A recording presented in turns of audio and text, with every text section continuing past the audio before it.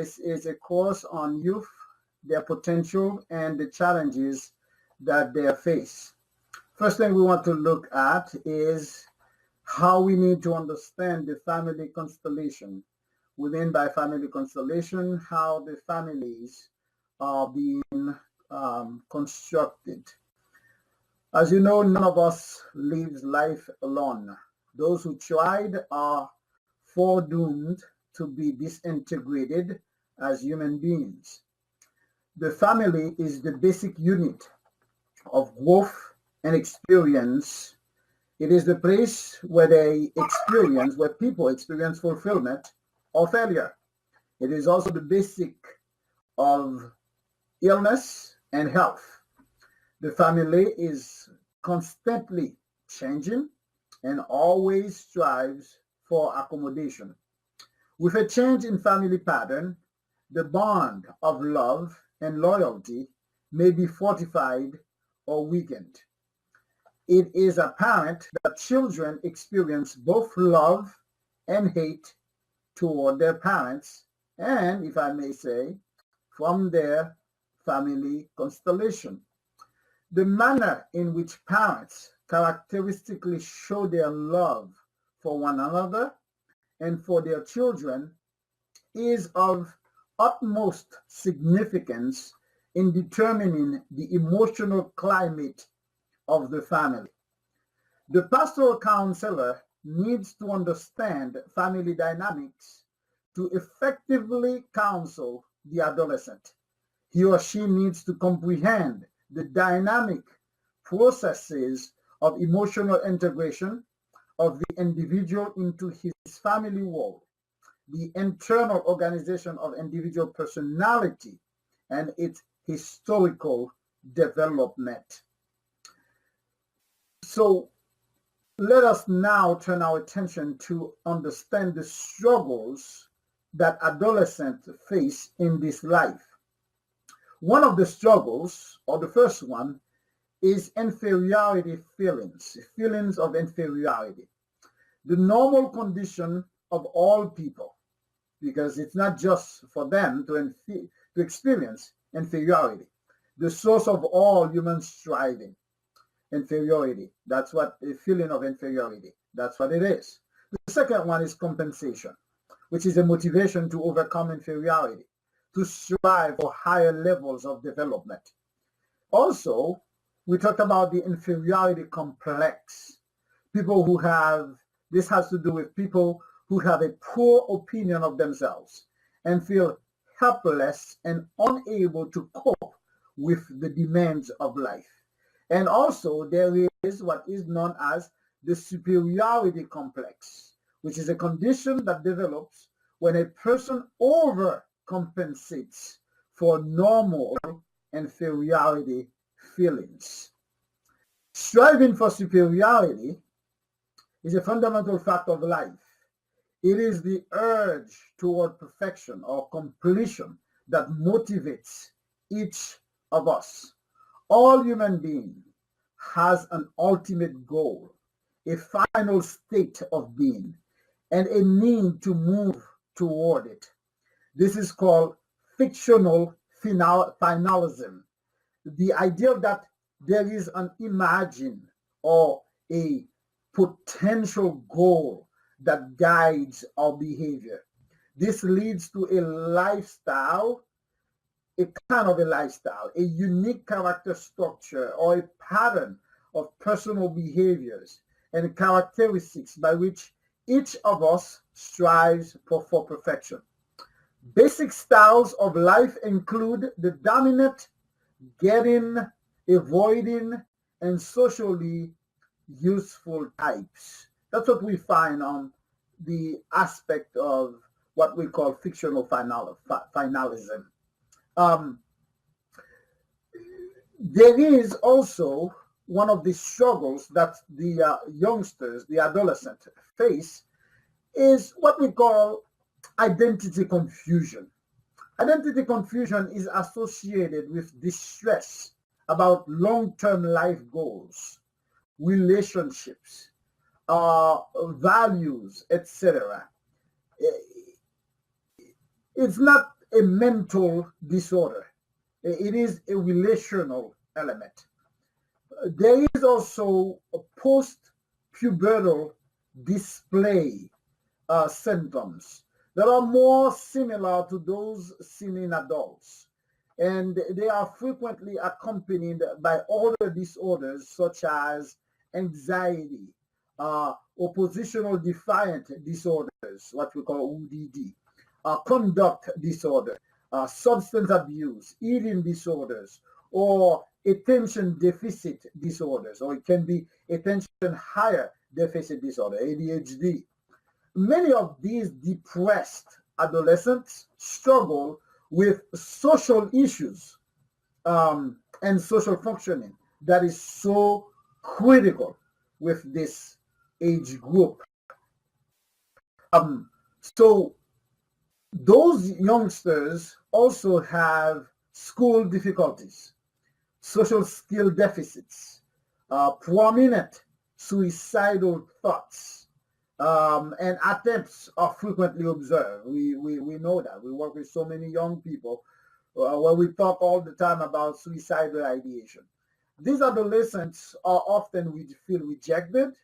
They are viewed negatively by their peers, and sometimes their teachers as well see them negatively. These peer problems typically persist after the resolution of the depressive episode. So let's see if we can understand the social birth order. In the family, as you all know, there is the firstborn child. The firstborn child typically was the center of attention when he or she was born. They have a happy, secure existence until the secondborn arrives. The firstborn takes unusual interest in maintaining order and authority in the house. They become the organizers, conscientious and scrupulous about detail. They are authoritarian and conservative in attitude. They just take after their own parents. Yeah, a young lady may be just like mom. The young man may be just like dad. And then the secondborn comes. The secondborn is the one who causes upheaval in the life of the firstborn, competes with the firstborn for attention, strive to surpass the older siblings. They are more optimistic about the future, and they are likely to be competitive and ambitious. The youngest child becomes the pet of the family, driven by the need to surpass the others. Now, the youngest one can be the third child or anyone who happened to be younger than the second one. So there are some symptoms of identity struggle that we want to also talk about. So let's look at that in the context of the family. Now, typical manifestation is insecurity. Those are the struggles. Insecurity, instability of mood and action, egocentricity, exhibitionism, shifting images of self, emotional disorientation, preoccupation with the physical, feeling of indifference, conflict with authority, fear of inadequacy, etc. They seek for identity in the following areas. For example, through the family relationships is where they look for their identity. So the young person searches for identity through his or her family. Teenagers often try to wean themselves from their protecting parent. Individuality may also be found from reaction to the identities of siblings. Kids rebel when they possess no distinctive talent, no distinctive characteristics. They try to establish themselves through personal prestige. They seek fame in things that make them look cool, like cars, cigarettes, the clothes that they wear, the music they listen to, their hairstyle, the haircut style. You see all those things. They try to be authentic. They try to find the appropriate behavior. And of course, appropriate behavior must accompany the status symbol for them. They also look for identity through grown-up behavior. Teens have strong desires to be like adults. It's when we say this so and so goes way beyond his age.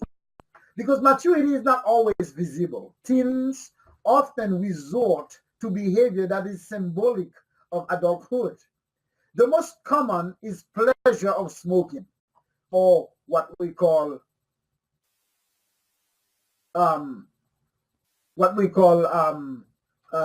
drinking, or the pleasure that they find in smoking and drinking and drugs and pleasure in sex. Rebellion is the means that young people use as an attempt to resolve incongruent ideas and authentic identity.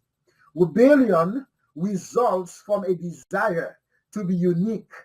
They engage in such behavior to gain independence. A rebellious attitude frequently accompanied by an idealism that prompts them to reject authority. You must make a distinction about rejecting authority as opposed to saying no to something or to someone. Also, they look at through others' opinions. They look for identity through other people's opinion. Essential to identity formation is the aspect of validation. Teens want to know what their peers think about what they do, the way they look. This is because their identity is shaped by a perception of how positively viewed.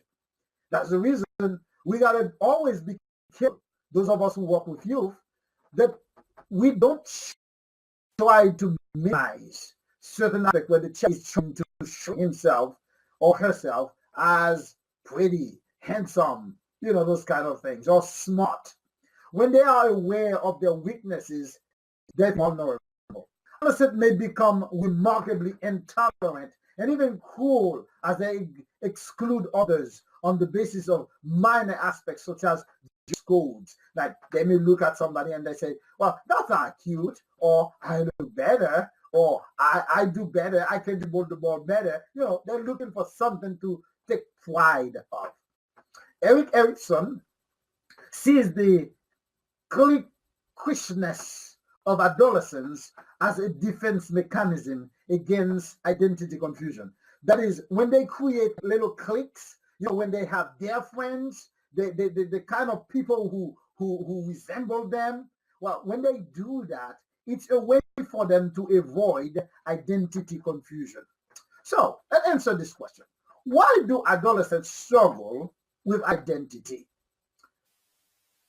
Adolescence is a period of transition that creates stress.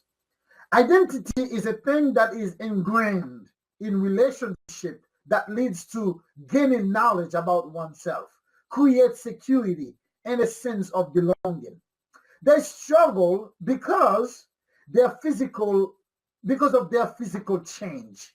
Hormones set in motion.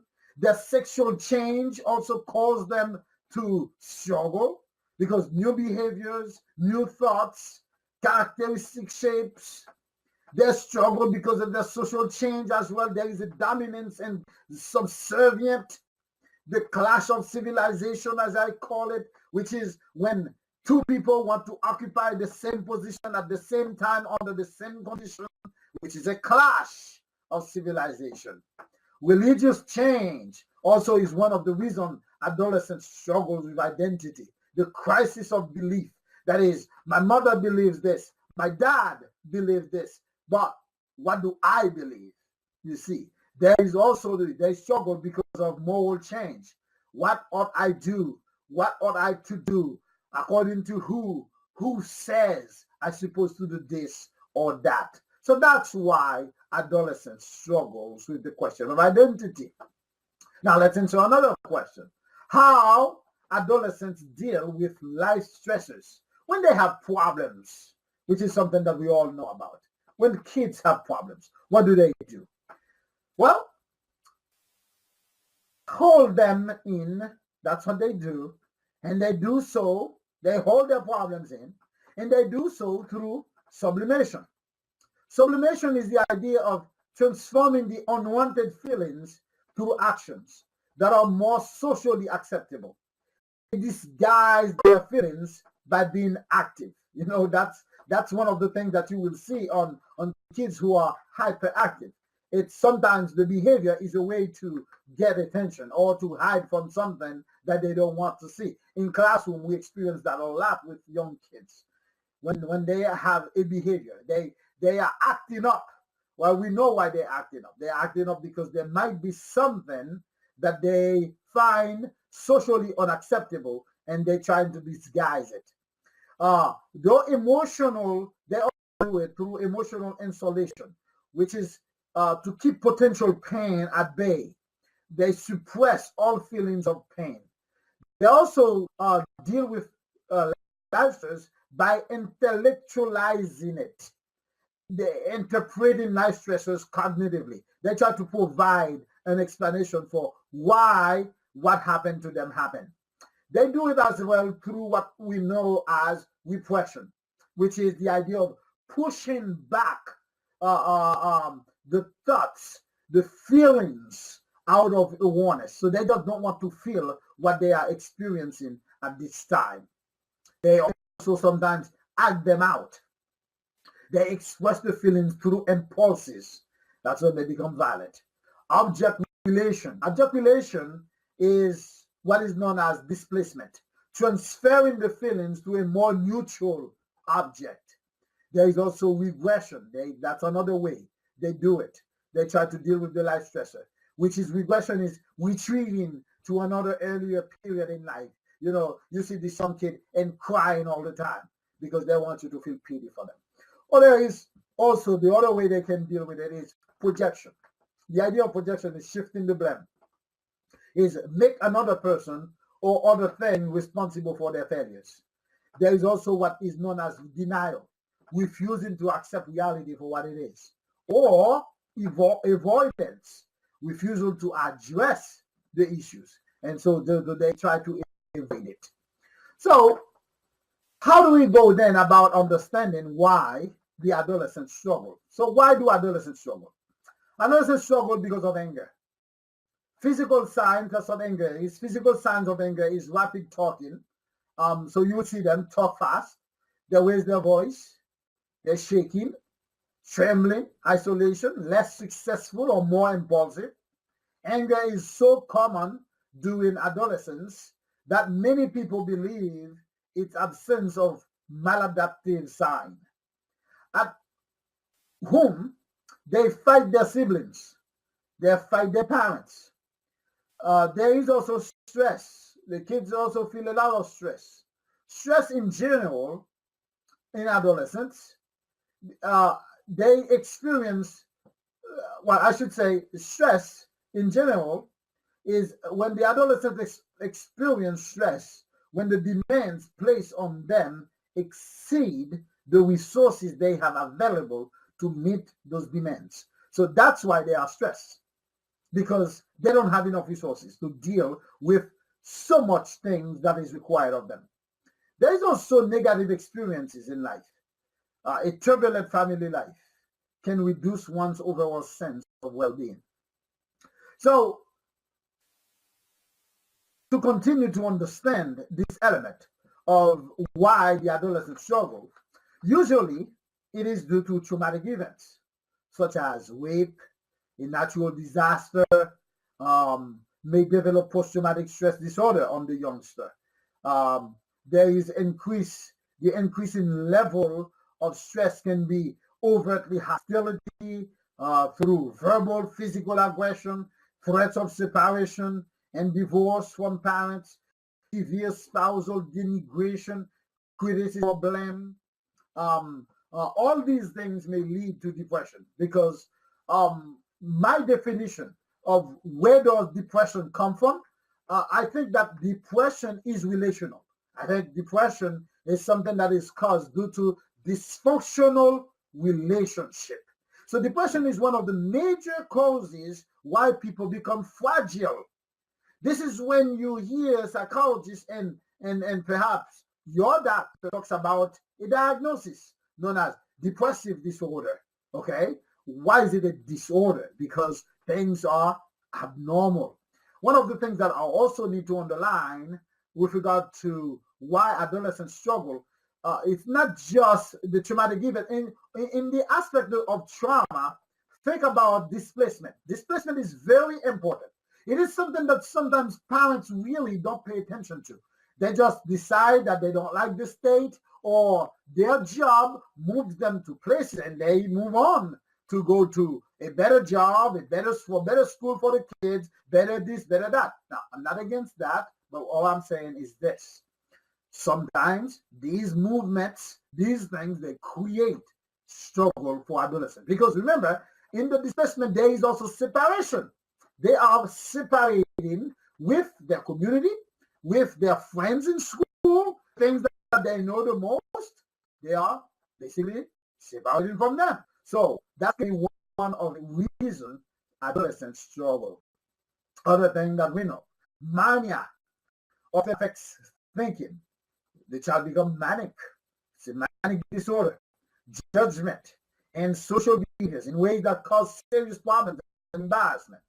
Mania left untreated may worsen to a psychotic state. And the best predictor that an adolescent might be depressed is by far a personal history of depression. Like in the family, this idea of depression runs through the family. It's not in the blood, but it's more relational, as I stated before.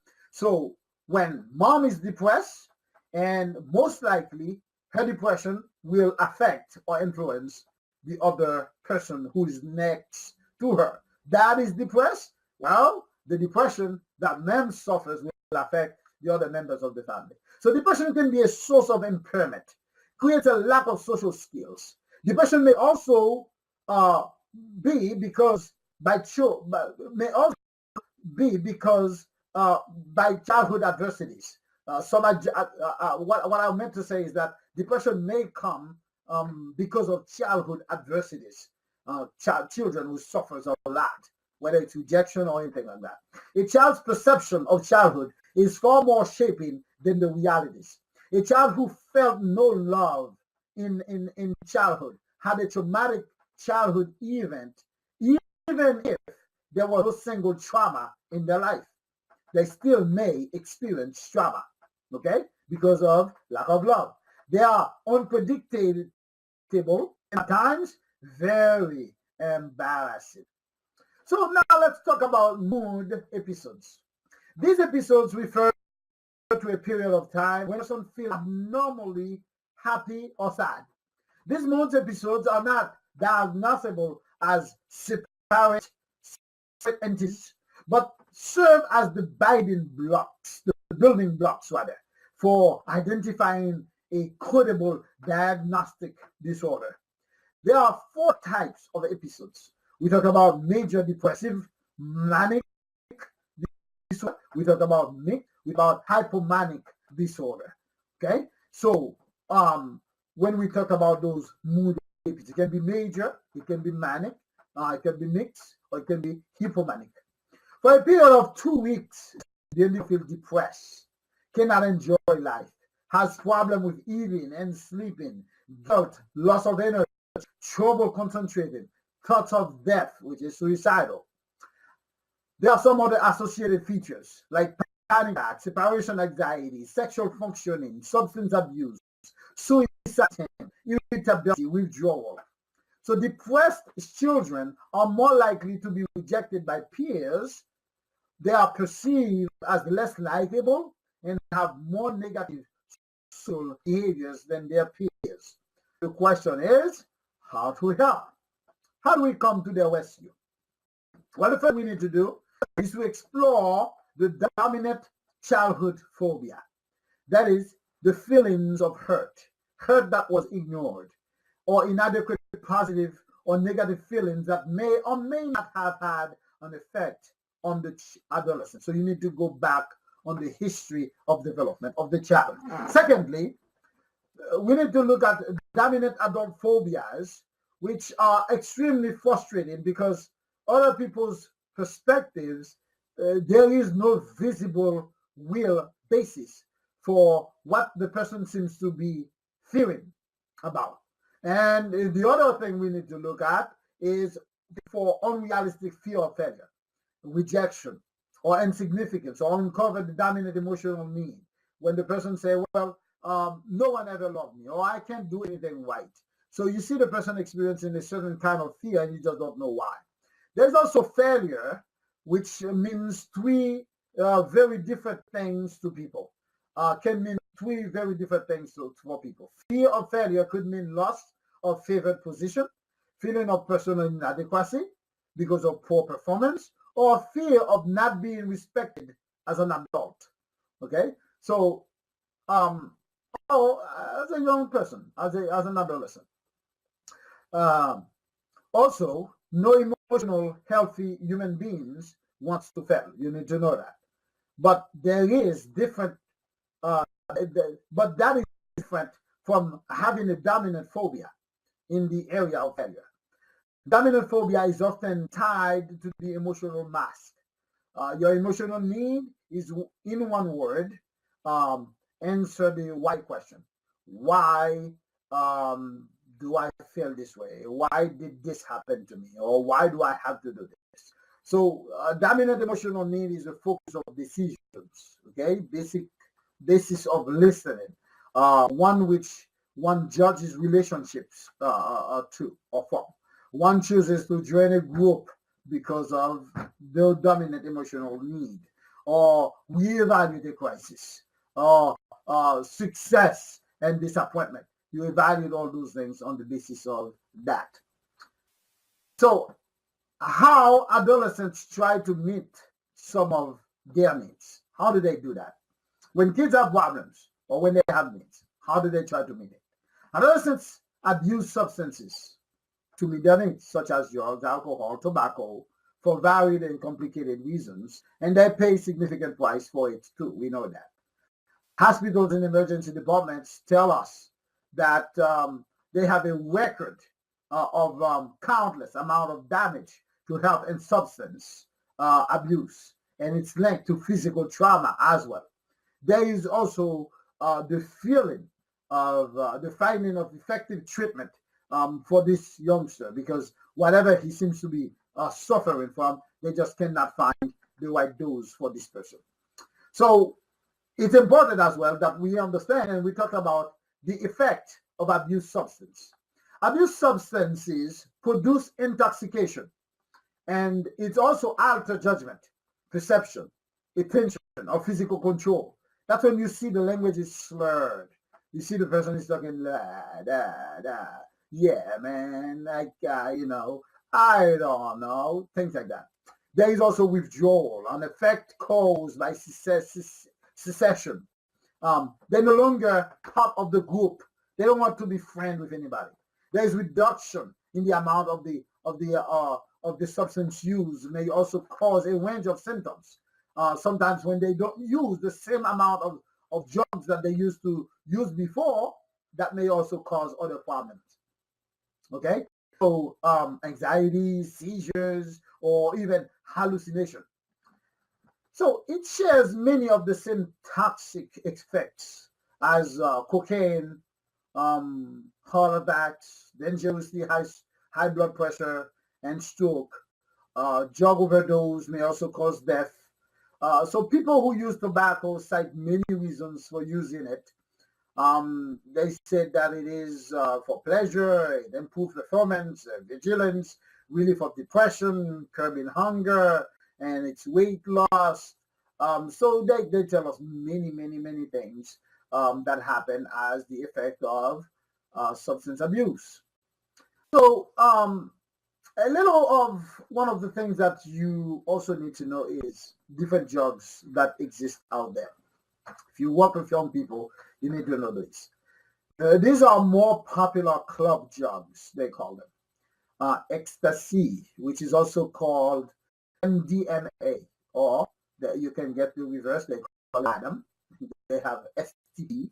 This is a stimulant, and hallucinogen used to improve mood and to maintain energy. Often for all night dance parties, they just energy. Sports people also use it. Long-term use may cause damage to the brain's ability to sleep, pain, memory, and emotions. That's what basically in a certain way that marijuana does. We know about GHB, which is so-called liquid, XTC, G, blue, nitro. Um, Once sold at health food stores, GHB's effects are related to those um, effects range from mild relaxation to coma or death. GHB is often used as a gateway drug because it is tasteless, it's colorless, and acts as a powerful sedative.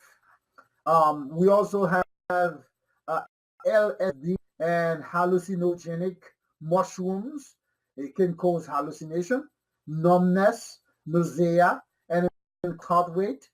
We know long-term effects include unwanted flashbacks, psychosis, hallucination, delusion, paranoia, mood disturbances. There is also PCP, also known as angel dust, hug, love boat. PCP is a powerful anesthetic used in veterinary medicine. Its effects are similar to those of kitten, but it's a little bit stronger than that. So let's talk about substance abuse causes. What are the causes? Well, we know use and abuse of substances of any type may begin in childhood or in the teen years. Factors within a family that influence a child's early development have been shown related to increased risk of drug abuse, chaotic home environment, ineffective parenting, lack of nurturing and parental attachment. In fact, we know as well, like factors related to a child's socialization outside the family may also increase risk of drug abuse. Inappropriately aggressive or shy behavior in the classroom, poor social coping skills, poor school performance, association with a divided peer group, perception of approval of drug use and behavior. All those things could be the reason why, could be the cause. What are the big needs of adolescents? Try to understand that quickly. Adolescents have one basic need, which require two kinds of solutions. The most basic need is a sense of personal worth and acceptance of oneself as a whole, as real self. Those two require inputs. They are significance, okay? Because the two required inputs are significant. The two required inputs are significance, which is that is right there. By significance, we mean purpose, importance, adequacy. That is capable of doing something. The other thing that adults really need and so on, security. They find security in what is known as unconditional love, tolerance, acceptance. So we have less of what the needs are. Adolescents to meet. What's a need for significance, they will seek to meet it. If it's a need for acceptance or security, they are motivated to meet it. So that's the basic need: personal worth and acceptance. Okay? So they behave in ways designed to secure their felt needs.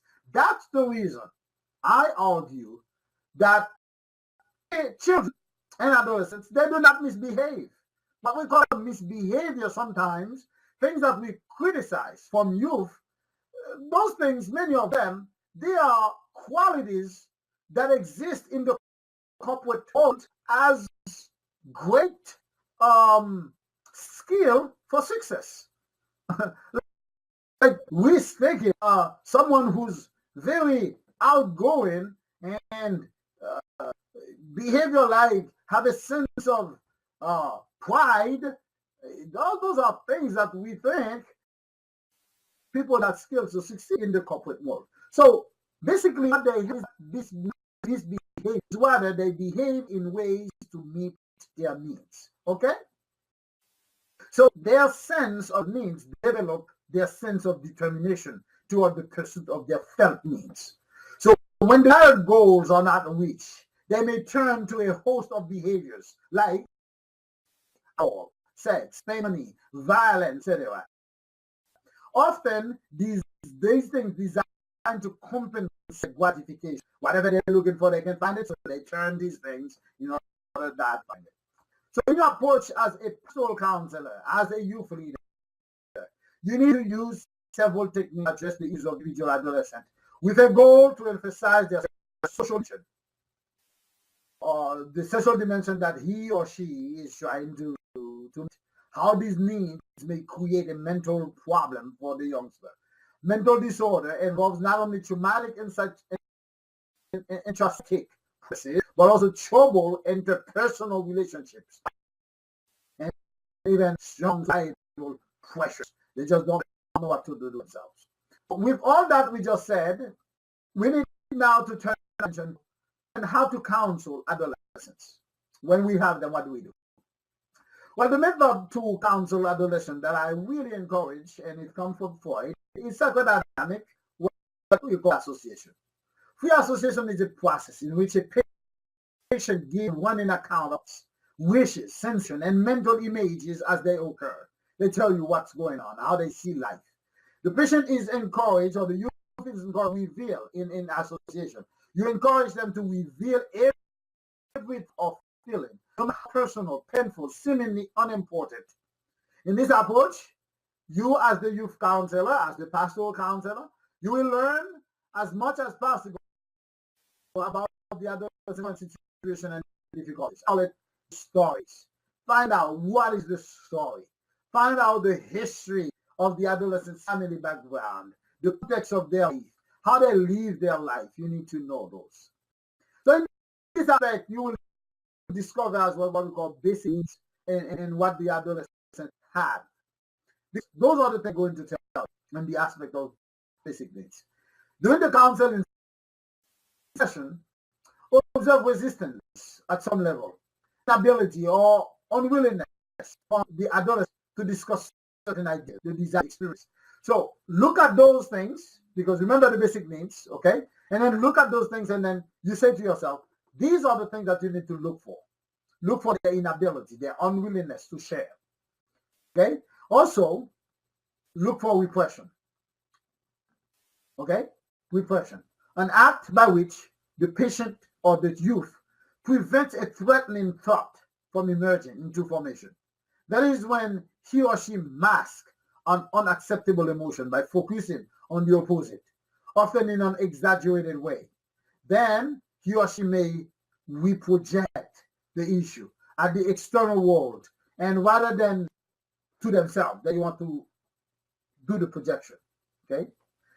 So during the course of therapy, the adolescent may experience emotional reaction toward the counselor. This is what we call transference, because he sees you or she sees you as my parents or my teacher or the police officer or the bully who has ever bullied them. So sometimes the adolescent may regress as a mean of controlling an emotional story that may be too much to handle. They get angry. These things are often related to the adolescent's sexual and pleasurable feelings, to hostile, resentful feelings toward others. And when the repressed material comes out in therapy, the adolescent may claim that it is unimportant, absurd, irrelevant, or too unpleasant to discuss. So this resistance to disclosure information may hinder the development of the individual toward the next stage of the problem solving. So the pastoral counselor, the youth worker, needs to reassure the youngster about what he or she needs to know when you're going to disclose information that may be considered information that may be considered embarrassing. So in so doing, the counselor tries to break down the resistance, enable the patient to face these painful realities in a safe way. Your goal or their goal is to eliminate the immediate impulse, the immediate symptoms of psychopathology, and your goal is to help them to do that as well. Help them to eliminate the symptoms of psychopathology and help them, the adolescent, to reorganize their feelings, okay, their personality feelings. So this resistance that they face many times is important for you to understand, right? So let's turn our attention now to what we know as common pitfalls in counseling.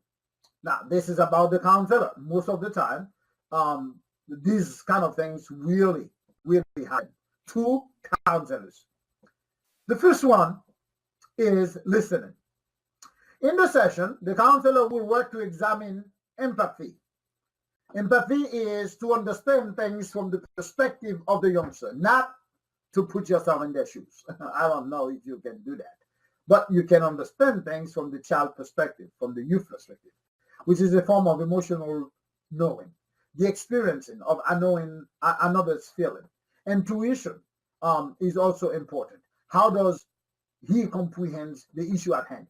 When I say not put yourself in the person's shoes, when I say that empathy is the ability to understand things from the perspective of the person, that's what I mean, is to have the comprehension that the person is having, the way the person see their problem. There is introspection. Introspection is how the patient became aware of his understanding. So that's what empathy is all about. It's emotional knowing, it's intuition, okay? It's also introspection, all right? So there is also the importance of hearing and understanding. Here's what the Bible says in Mark chapter 4, verse 23. If anyone has ears to hear, let him hear. Okay? So that's important that you pay attention, you listen. The Apostle James tells us, my dear brothers, in James chapter 1, 19, take note of this. Everyone should be quick to listen, slow to speak, and slow to become angry. Proverbs 13, we read, he who answers before listening, that is his folly, and that is his shame. So listening requires a lot for you to understand. There is an importance to listening.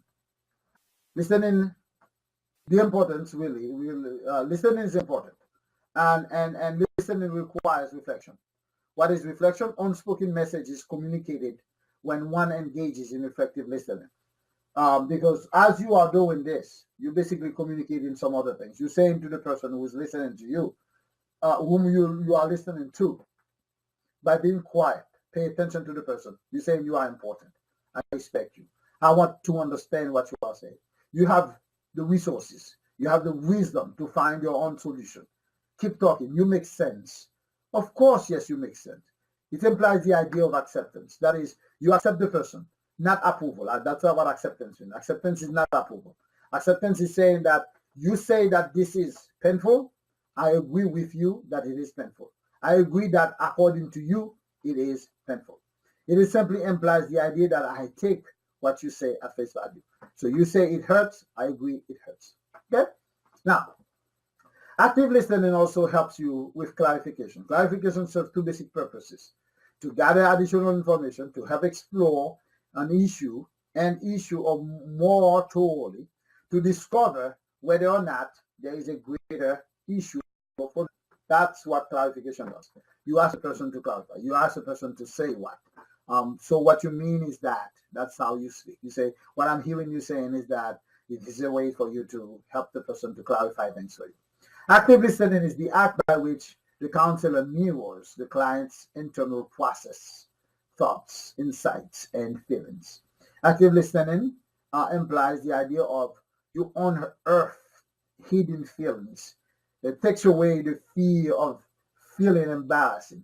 Create a safety net for the counseling, for the youth. Because as you know, young people won't talk to you if they can trust you, if they don't feel like they are safe. Helps them to become more confident or finding ways to deal with his or her own issues.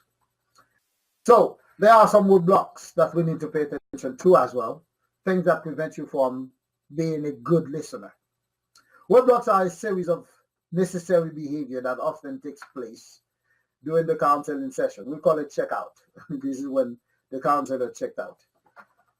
But these things are effectively really blocking and diverting the person's own exploration of meaning. They are called ordering, is when you feel like you have to give order to the youth, directing them, commending, warning them, threatening them, giving advice or making suggestions, providing solutions. Basically, we do all these things in counseling, don't get me wrong. But the problem that you need to understand is that sometimes this can be a block, a roadblock. Okay? So persuading with logic, arguing, lecturing, moralizing, preaching, telling them their duty, judging, criticizing, disagreeing, blaming, agreeing, approving, praising or shaming, ridiculing, name calling, interpreting, analyzing, reassuring, sympathizing, or trying to console the person. So all these things can be roadblocks to listening in your counseling. So listening really means you zip it and then you give opportunities to the counselee, to the youngster, to speak their mind without interruption. Okay? So here's some helpful key to listen. We take it directly from the Bible. Colossians chapter 4, verse 6. Let your conversation be always full of grace, seasoned with salt, so that you may know how to answer everyone. Okay? So it's important that whatever you're going to say, it's useful, it's important, it's served to the purpose, so that everyone else who's listening to you may learn from you. Active listening earns the counselor the right to share information with the counselor, because when the person feels like you are paying attention, you're listening, they also have a tendency to listen to you. Okay? So that's where we're going to stop for now. I hope this was beneficial for you, and don't hesitate if you have questions, if you want to discuss this a little bit further, to let us know, and we will take it from there. All right? Well, thank you everyone for listening. Have a good evening.